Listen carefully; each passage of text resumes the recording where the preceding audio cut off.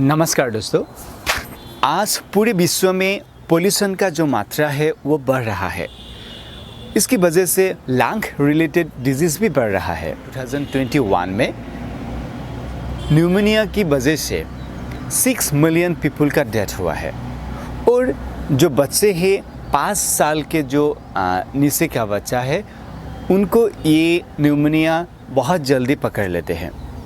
लेकिन अच्छा खबर यह है कि एक प्राणायाम के ज़रिए आप इन न्यूमोनिया को कहीं हद तक आप रोक कर सकते हैं।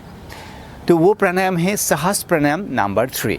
स्वामी शिवानंद सरस्वती ने 10 ऐसे साहस प्राणायाम दिए थे, उन्हीं में से साहस प्राणायाम नंबर 3 एक है।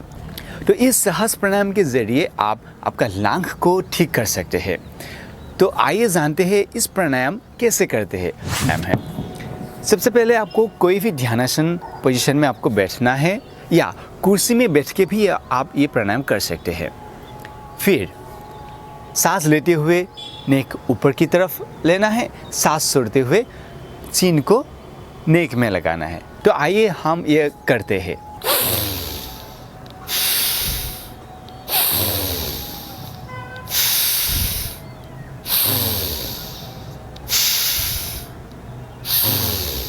तो जब इस प्राणायाम करेंगे तो आपका श्वास का जो रेशियो है वो 1:2 होगा, यानी अगर आप 2 सेकंड सांस ले रहे हैं तो 4 सेकंड छोड़ने के लिए कोशिश कीजिएगा।